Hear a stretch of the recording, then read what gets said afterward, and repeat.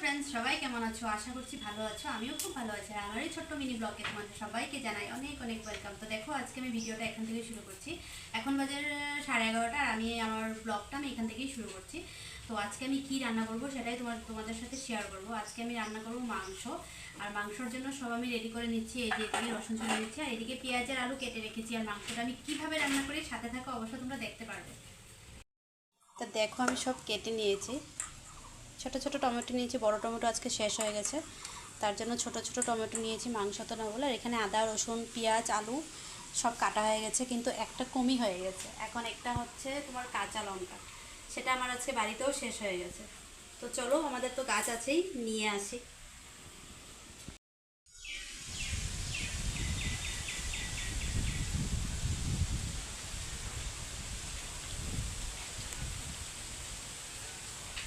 এগুলো একটা লাল লঙ্কা, এগুলো এখনো কাঁচা আছে, তবুও পেরে নিচ্ছি। লাল তো হয়েই যাবে, তার জন্য পেরে নিচ্ছি।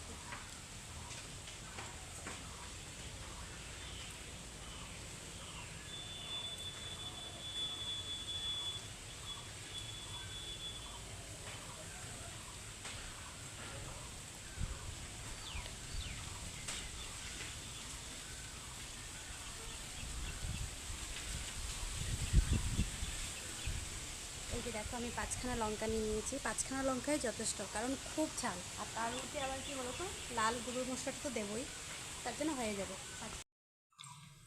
তো দেখো, এখন ঠিক আছে। আর তারপরে তো দেবো আবার তোমার দেবো জিরে গুঁড়ি, জিরে, তারপরে তোমার হচ্ছে গরম মশলা, তারপরে হচ্ছে ধনে ধনে গুঁড়া, ওইসব তো দেবই। আর আলুটা পরে লাল করে ভেজে নেবো। আর এখন ভাবলাম এইসব আগে পেস্ট করে নিই মাংসর জন্য। টমেটোটা একটু পেস্ট করে দেবো, তবে ভালো হবে।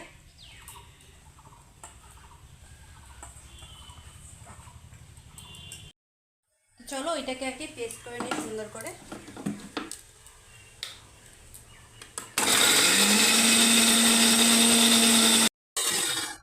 দেখে নিই খুলে হয়েছে কিনা, অল্পখানি জল লাগবে।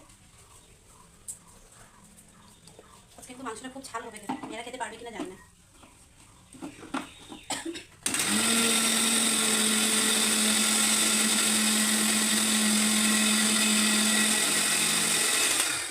এখন মতো হয়ে গেছে, দেখছো এখন হয়ে গেছে। চলো, ওটা ভেজে নেবো, কড়াইটা একটু গরম হয়েছে। আর এদিকে দেখো, আমার ডাল সিদ্ধটা হয়ে যাচ্ছে। আর এই যে দেখো, এই ইঞ্জিন তেলটা দিয়ে মাংস করতে খুব ভালো, রিফাইন তেলের মাংসটা ভালো হয় না।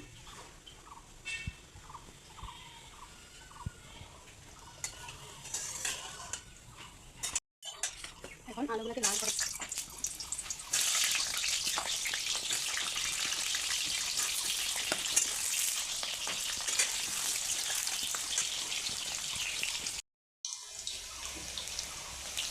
একটু নুন দিয়ে দেবো, হলুদ করে দিয়ে দেবো। যত সময় লাল না হয় সুন্দর করে লাল করে ভেজে নেবো। মানে আমি যে স্টাইলে মাংস রান্না করি ওই স্টাইলটা তোমাদেরকে দেখাচ্ছি। এখন তোমরা কীভাবে মাংস স্টাইল করো সেটাও যদি একদিন তোমরা ভিডিও করে আমাকে দেখাও, তবে আমি তোমাদের স্টাইলেও মাংস রান্নার চেষ্টা করবো একদিন। তো ঠিক আছে, আমার যত ফ্রেন্ডসরা আছে সবাইকে বলছি, সবাই কিন্তু এমন করে একটা ভিডিও ছাড়ো যে তোমরা কিভাবে মাংস রান্না করো। আর আজকে যেহেতু আমি মুরগির মাংস রান্না করবো, তো মুরগির মাংসটা তোমরা কিভাবে রান্না করো সেটা একদিন বলবে ভিডিও করে।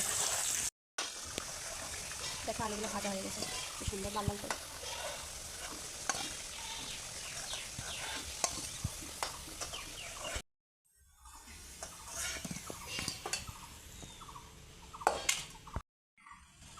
আর অল্প তেল দিয়ে দেবো, ওই আলুর তেলটা তো থেকেই গেছে। মাংসটাকে যদি সুন্দর করে সব মশলা দিয়ে একটু মেখে নিতাম তবে কিন্তু আরও ভালো হতো, কিন্তু আমি মাংস মাখি না। আর কেন মাখি না সেটা হচ্ছে, আমার হাতে খুব জ্বলে, খুব বেশি পরিমাণে জ্বলে, তার জন্য আমি মাংস মাখি না। আর দেখো, পেঁয়াজটাকে এখন সুন্দর করে একটু লাল করে ভেজে নেবো। তারপরে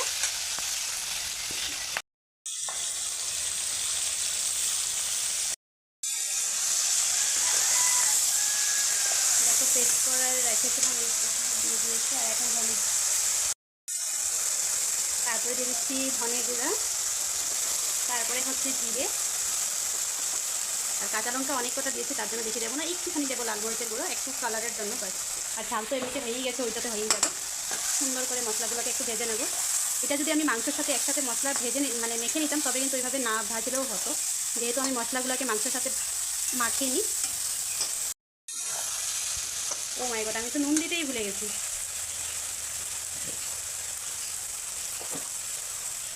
দেখো আজকে আমি কী সর্বনাশটা করতাম যদি নুন না দিতাম, এই মাংসটা মুখে দেওয়াই যেত না। তো ভালো করে মশলাটাকে একটু কষিয়ে নিচ্ছি।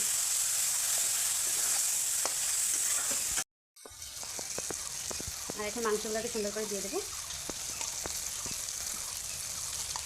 আমি কিন্তু এই স্টাইলে মাংস রান্না করি, আর যদি কেউ মেখে রান্না করে তবে তো ভালোই, মাংসটা মেখে রান্না করলে খুবই ভালো হয়, সেটা খেতে কিন্তু আরও বেশি টেস্ট হয়। আমার হাতে জলে, তার জন্য আমি করতে পারি না, এইভাবেই করি।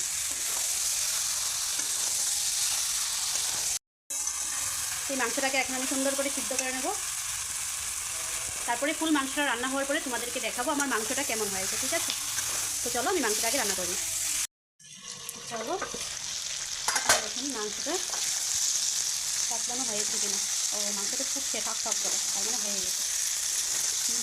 দেখতে তো খুব সুন্দর হয়েছে, খেতে বা কেমন হবে হয়ে গেছে। দেখো এই যে নিচের তেলগুলো উপরে ভেসে এসছে, তার মানে মাংসটা হয়ে গেছে সেদ্ধ। এখন দিয়ে দেবো এখানে ঝোল, গরম করা জল ছিল, জলটা দিয়ে দিচ্ছি আমি।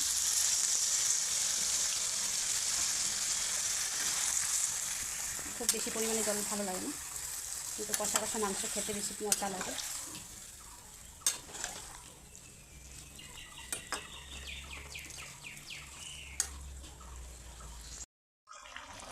এখন গরম মশলা দিয়ে দিচ্ছি। হয়ে গেল আজকের মাংস রান্না। খুব সুন্দর সিদ্ধ হয়েছে মাংসটা।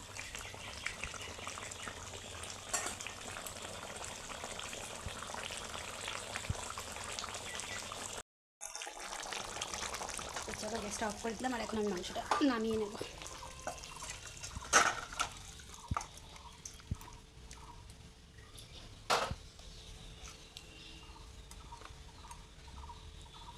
ওহ খুব সুন্দর হয়েছে দেখতে।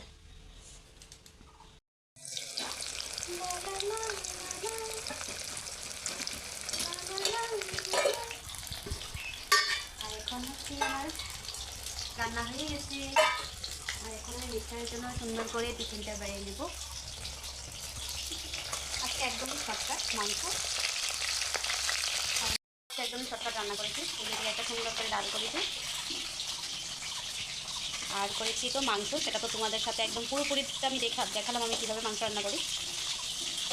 আর এখন সময় অনেক হয়ে গেছে, আর এখন বাজারে তোমাদের দাদাদের জন্য আমি ভাতটা বেড়ে নিচ্ছি সুন্দর করে। এই যে দেখো সুন্দর করে ভাতটা বেড়ে নিচ্ছি। আবার যদি গরম গরম ভাত দিই তবেও চেঁচাবে, এত গরম গরম ভাত আমি কী করে খাবো, আমি কী করবো? আর আমার হাতটা দেখছো তোমরা, সেদিন যে জলে ছিল এখন কিন্তু দাগ হয়ে গেছে। গরম গরম ভাজা তুলে দিয়ে দিচ্ছি মিষ্টারকে একদম তেল থেকে উঠিয়ে, তবেও সেই বাজারে খাবে যখন ঠান্ডাই হয়ে যাবে। আর এই যে দেখো সুন্দর করে মাংসটা দিয়ে দিচ্ছি। ও মাংসটা কিন্তু দেখতে হেভি হয়েছে বলো বন্ধুরা। বাজারে তো বেশি খেতেও পারে না, কম করেই দিই, রাতে না হয় বাড়ি এসে খাবে।